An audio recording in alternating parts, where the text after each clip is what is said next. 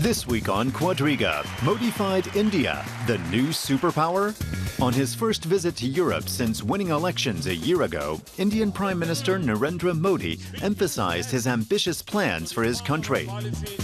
India's population and economy are already growing faster than neighboring China, but it remains a country of deep disparities.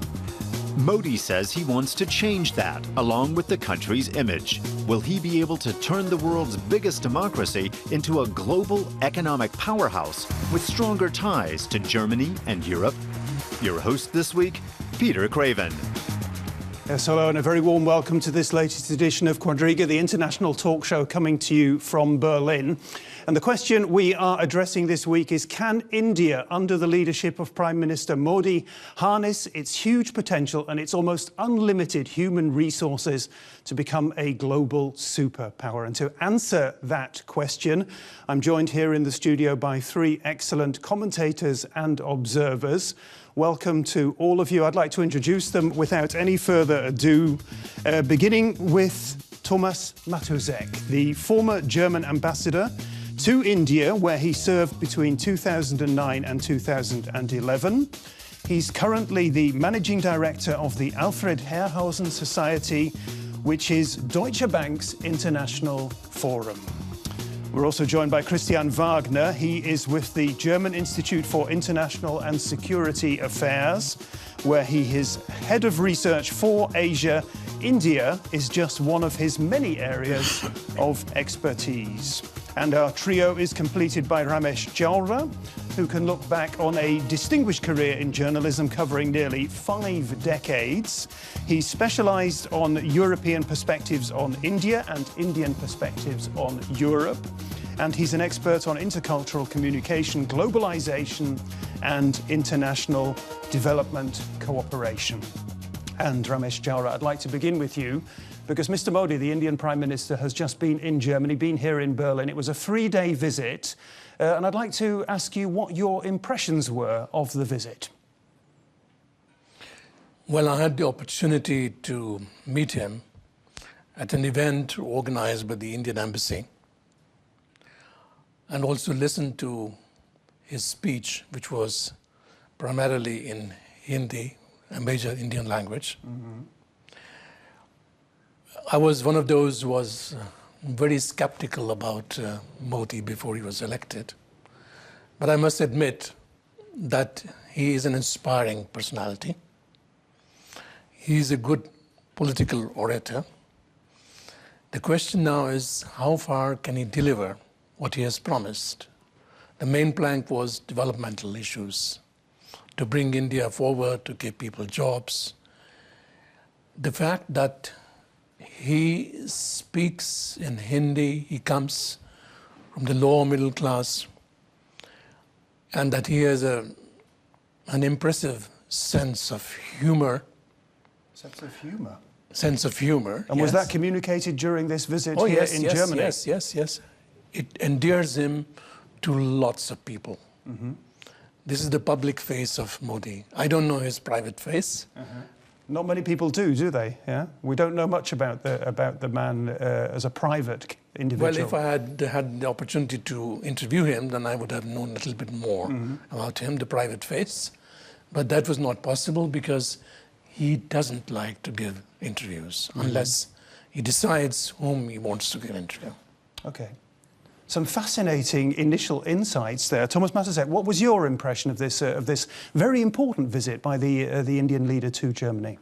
Well, I think that he has achieved what he set out to do, to present a new dynamism of India to a German audience, especially a German business audience, who has become a little wary of India because of a number of obstacles they have encountered over the years, such as increasingly red tape, such as endemic corruption, such as, for instance, retroactive taxation, all these sorts of things.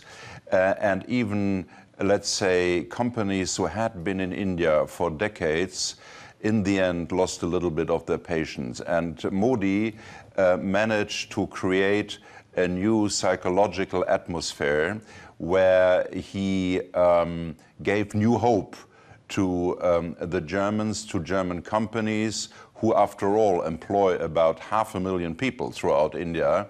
And I think in that sense the visit was successful. So Mr. Modi was trying to create an atmosphere of new hope, a sense of new hope, and were German investors buying into that? Yes, I think they were waiting for something like that to happen, because they remember that Modi was elected with an impressive majority. Here you had somebody who for the first time in decades was not dependent on very complicated coalitions. That's a good point. Yeah. They knew Modi from his time as Prime Minister of Gujarat, where German companies had made very, very good experiences.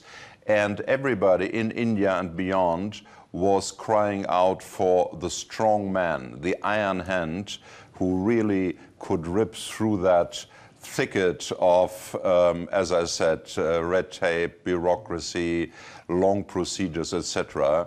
And I think that was very important, because I think, as Ludwig Erhard said, 50% of the economy is psychology. Former German Chancellor, Ludwig Erhard. Yeah? Absolutely. Yeah, Great yeah. stuff. Okay. Christian Wagner, I'd like to get your impressions of the visit, and perhaps specifically with this question. Chancellor Merkel and Prime Minister Modi spent quite a lot of time together during this visit. Did you have the sense that the two leaders have a good working relationship? Well, I think they have established a very good working relationship. India is also one of the few countries with which Germany has government consultations, which we will see later in the year. So I think it was the first meeting of the heads of state in order to establish their personal relationship. At the end, of course, it will all depend in how far, as has been mentioned, Modi can deliver on the numerous investments that have been made. One of the most important reforms he has pushed through so far was giving the states more flexibility in India, because at the end it's not the center who decides on the development issues, but it's more the states, and the states will get more freedom, and of course this will then be the most decisive point to see in how far all the promises of investment will really materialize at the end of the day. Mm-hmm. And Ramesh Shara, just to round up on the initial thoughts about this three-day visit by Mr. Modi, did you get a sense during the visit of what India has that Germany needs and what Germany has that India needs? Yes, I think so. I mean, he used a very interesting expression, a strong partnership between the king of the earth, the lion, and the king of the skies, the eagle. Saying that, and you know, India has this slogan of "Make in India," and this is being carried on the back of a lion, a hologram of which was also presented at the Hanover Fair. Now, I think for ages, I would say, particularly since the independence of India and the end of the last World War, India and Germany have had very close relations on different levels, political, economic, cultural. There have been some strains and stresses in these relations, not the least also because of the emergency which was declared by Indira Gandhi, then the Prime Minister. But India proved that it is a sound, solid democracy. And you can see also the thumping majority that Modi got in the last elections, that there has been no bloodshed. There have not been any kind of questions raised. Has he really been elected? Did he deserve it? People have accepted him. But there's the other part of the story, and that is that the opposition is reduced to more or less zero. And this is not something good for democracy. When India became independent, the Congress party was leading and in power, and there was no opposition. The then Prime Minister Jawaharlal Nehru, he said a strong democracy needs a strong opposition. So he encouraged the opposition parties. He gave them more time to talk in the parliament than they deserved. So I think Modi faces a lot of challenges, and the Indo-German relations also face a lot of challenges because there are always ups and downs in the history of any country because times keep on changing. To what extent Germany, not only political official Germany, but also the media and the businessmen would have patience and would have the sustainability to steer through whatever crisis might come. Okay, so can I latch on to that? You asked what does India need, what does Germany need? And I think we are in an interesting situation here that these two are totally complementary. You know, what India needs is renewal of its very bad infrastructure, rail, roads, harbors, airports, etc. What India needs is clean energy. What India needs is help in water management, etc. And what India needs most is a system of vocational training which brings these huge young labor force into work.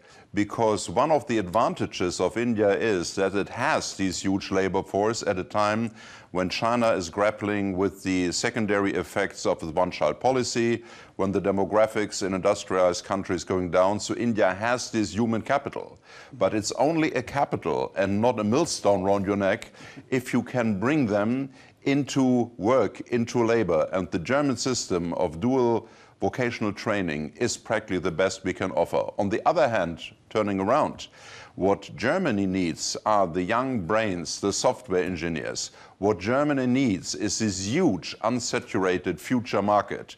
What Germany needs are Germany has been talking about for years about bringing in Indian software, Yes. IT people. Which didn't work. No? Well, it worked to a certain degree. It could have been better, but you remember the so-called Green Card Initiative, which was a misnomer at the time. So it helped to a certain degree, but we could do much, much more. And the usual excuse of the central government in Germany is, it's not our competence, it's the Länder. Everybody agrees we need to do something. The federal states. The federal, we need to do something about it, but progress here is very, very slow. I agree. But we need them. We are in desperate need of a young workforce, a young educated workforce, which we can't create ourselves in the necessary degrees. Okay, so that's what you're talking about there, about the nuts and bolts of economic cooperation. I'd just like to go back to to the initial question that we asked at the beginning of the show. Is India aspiring to be a superpower? Is India aspiring to be a superpower? Should India be aspiring to be a superpower? Well, since independence, India has always aspired to be a superpower, to have a greater role in world affairs. There is the constant quest for a permanent seat in the UN Security Council.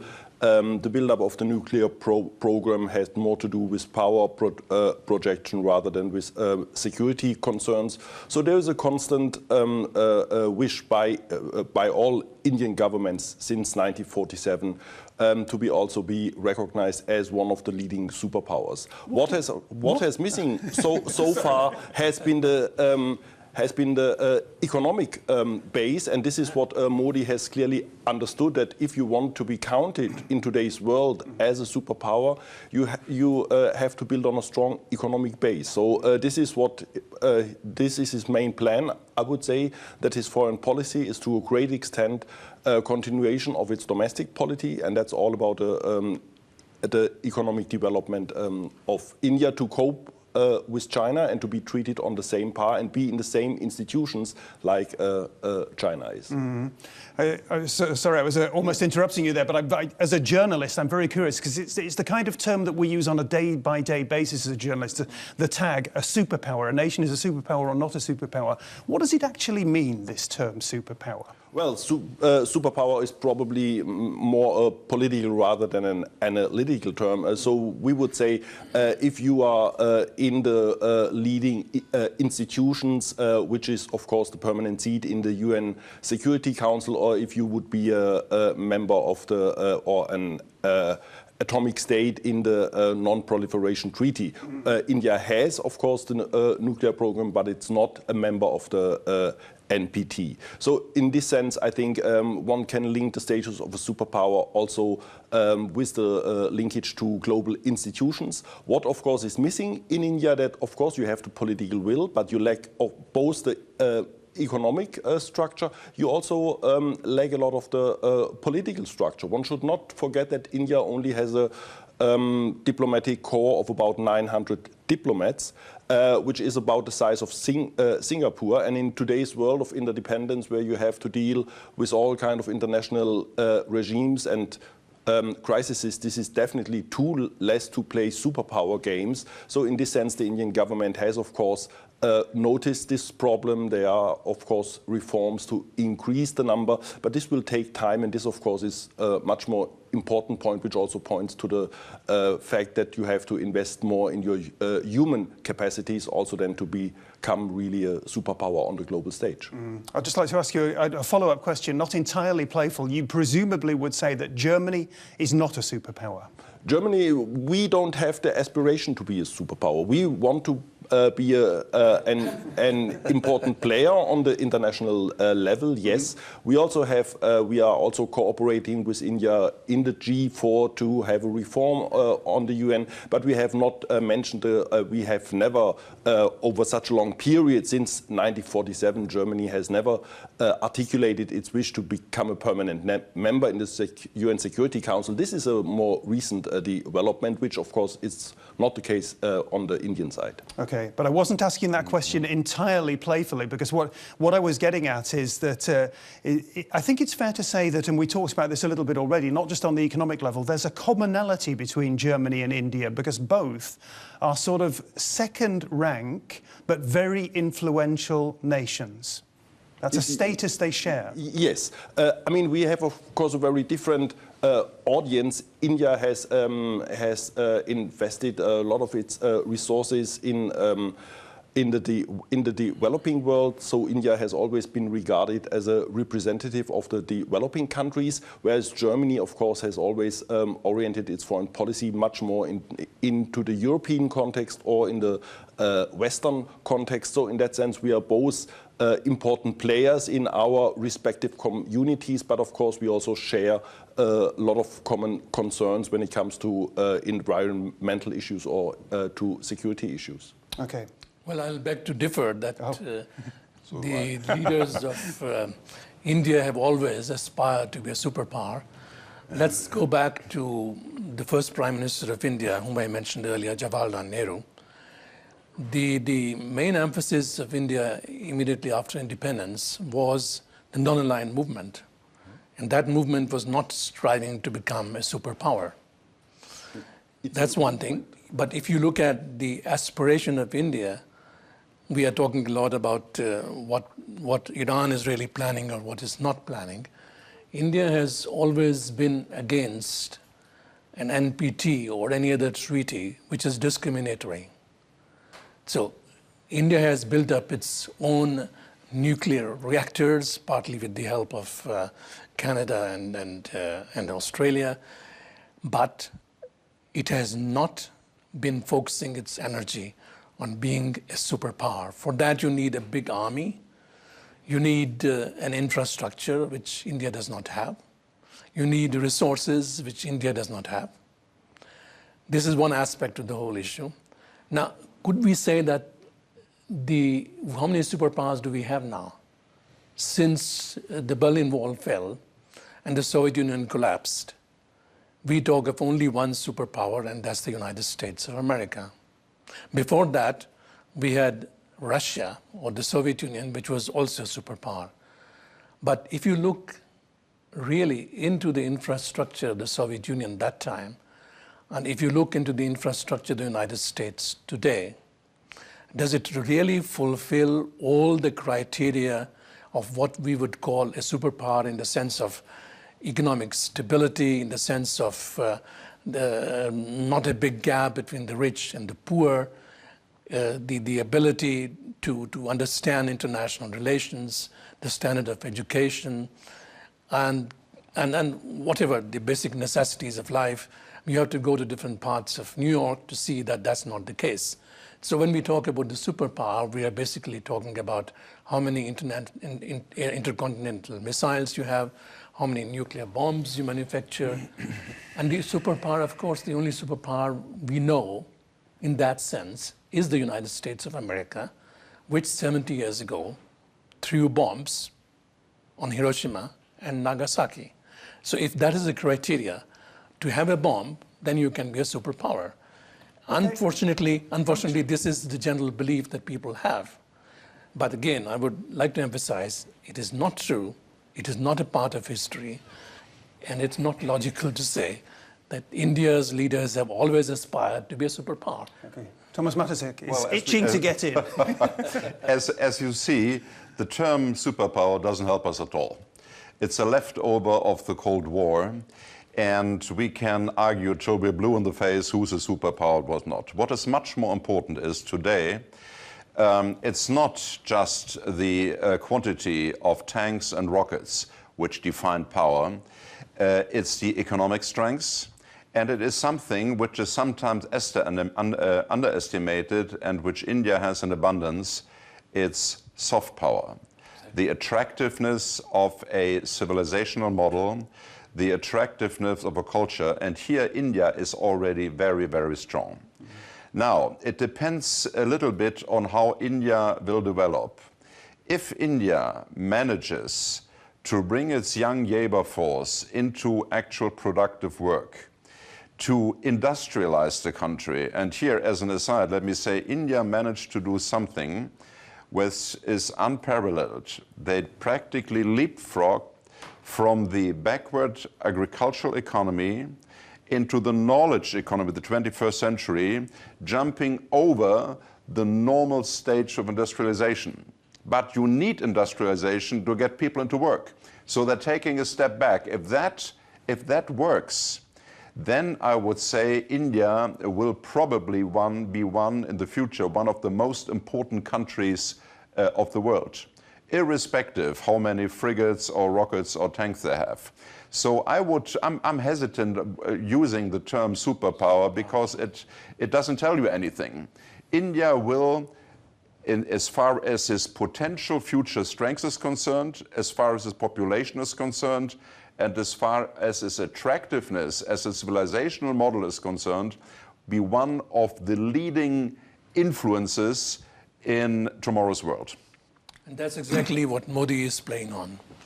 Okay, then we'll continue. We've got two big areas that we have to talk about. We have to talk about Mr. Modi as a leader, Prime Minister Modi, and we also have to talk about the economic challenges he's facing and the way he's going about. He's only been in office for less than a year. The way he's going about tackling those challenges. We've got this short report, and then we'll continue our conversation.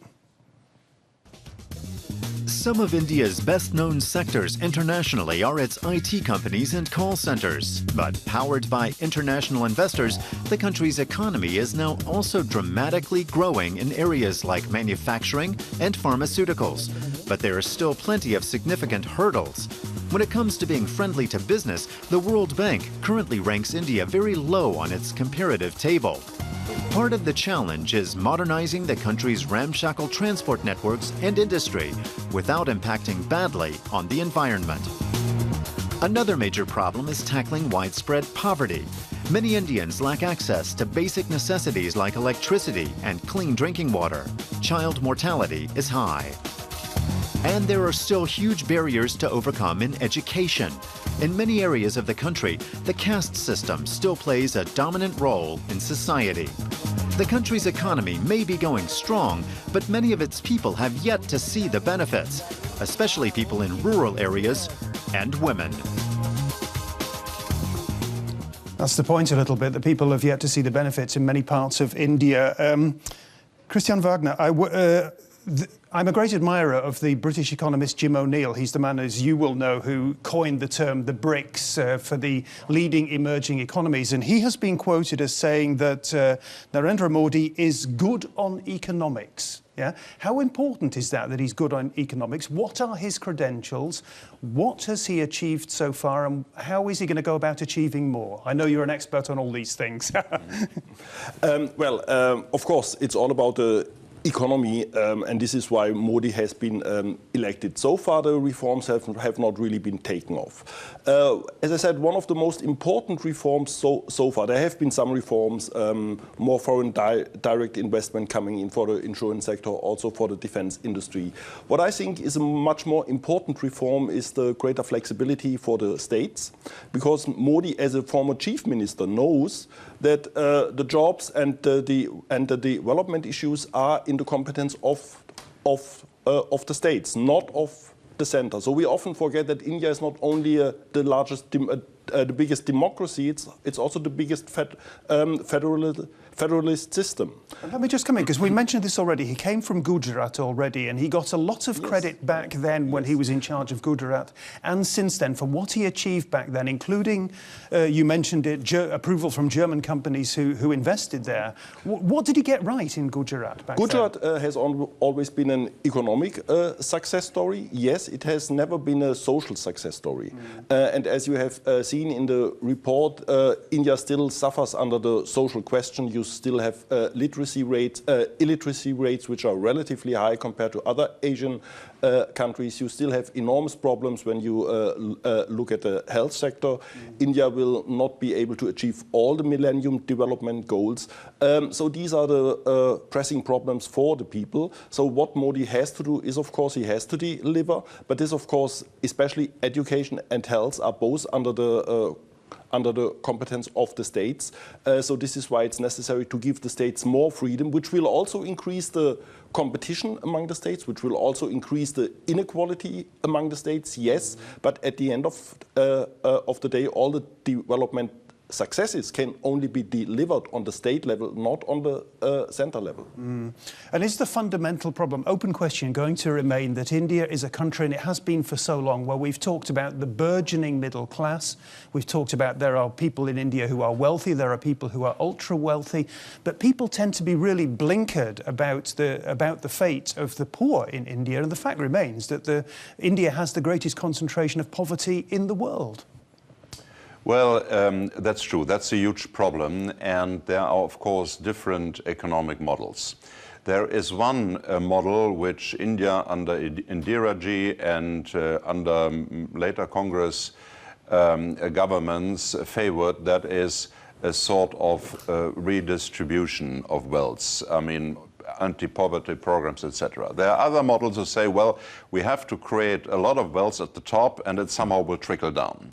So where Modi will go, I don't know exactly yet, but one thing is clear, that India, if whoever is in power, will develop from an agricultural country to a much more urban country. When I left India the first time in the early 80s, 80% of the population lived in the countryside. Now it's about half and half, and in 20 years' time, 70% will live in cities. And that changes the whole equation.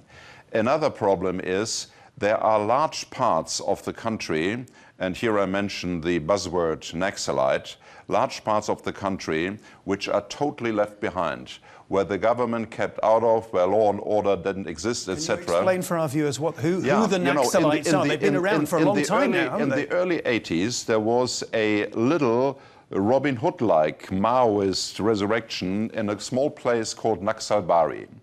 And that has now spread over 8 states and almost 200 districts, meaning that there is a combination of residual Maoist, organized crime, illegal mining, etc., where the poorest of the poor are being exploited and are being left behind, and that creates a sort of unrest which also became very, very violent. And the latest Indian Prime Minister, Manmohan Singh, once said, the greatest threat to the stability of India is not Pakistan, it's an Naxalite movement. And this is a symptom for this growing gap between the rich and the poor. And unless Modi and the states cannot tackle that problem, it will always remain a huge risk, not just for the economy, but for the political stability of the country as a whole. Well, if you look at the size of the country and the population we have and the disparities which exist, income disparities, they are the super rich, the super poor, So it's a huge task that any government in India, whether at the central level or in the states, is faced with. As far as the Millennium Development Goals are concerned, well, I think you can count probably on your fingers how many countries really have fulfilled the Millennium Development Goals. And we can also call into question as far as what the Millennium Development Goals are about and whether they were the right ones, because now we are moving towards Sustainable Development Goals. That's what the United Nations will decide in September. I would think that we saw a picture just now. You see, if you go around the United States and if you look only for what is lacking, the negative aspects of life, you will find them there.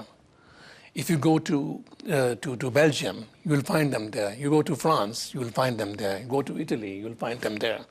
So it depends on where the camera goes and where it looks for. But as you yourself pointed out, the disparities in India are very great when we talk about rich and poor, for example. When we talk about North and South India, they're almost two different countries these days, say many Indians themselves. I'd just like to talk about another division in India, which we haven't mentioned properly so far, and that is between Hindus and non-Hindus, because Mr. Modi, of course, has a pedigree as a Hindu nationalist, which is extremely problematic and presumably was part of your scepticism towards Mr. Modi. Which is something I'm unhappy about, because we are talking about what happened to some of the churches in India. We also know that there have been very tense relations between India and Pakistan, on the other hand, between the Muslims in India and the Hindus in India. But I would again like to appeal to the fact, look at the size of India and look at the fact that almost every religion in the world is represented in India. Now, you cannot expect a country as huge as that to have no problems at all. For me, one of the basic challenges that Modi is faced with is to prove to India, to the world, that India is a secular state, and to strengthen the secular democracy in India, so that the kinds of incidents or accidents whichever happen in relations between the Hindus and the Muslims, Hindus and the Christians is something new. It has not been the case before. You're putting a very, very positive spin on this. I mean, I've got one quote from a critic of Mr. Modi saying that since he has been in power, there's been a resurgence, I'm quoting now, of militant, chauvinistic and violent Hindu nationalism. Well, Christian Wagner, let's say I mean, one should always keep in mind that India, you have 80% of Hindus, yes, which is some 800 million people. But Hinduism has never been a political force. So politically, India is a minority society. So, and this is what the BJP tried to merge Hinduism or to transform the 80% Hindus into one bloc. This has not worked, and it will not work. Even Mr. Modi, he has a strong majority, yes, but he was only elected by 31% of the vote. So one should not forget that you still have a very strong also Hindu secular segment in the society. Of course, Mr. Modi has to balance within the BJP those chauvinistic groups who are operating in different parts of the country, which are creating problems with the minorities, yes. But he also has a very liberal segment in the BJP which wants to open up, which knows that the kind of minority problems will be counterproductive for India's economic development as well. So in this sense, I would say Modi has also not mentioned or has not played the communal card, as it is called in India, in his election campaign. His election campaign was all about development for all. One, I would say, positive aspect is Modi's approach towards women.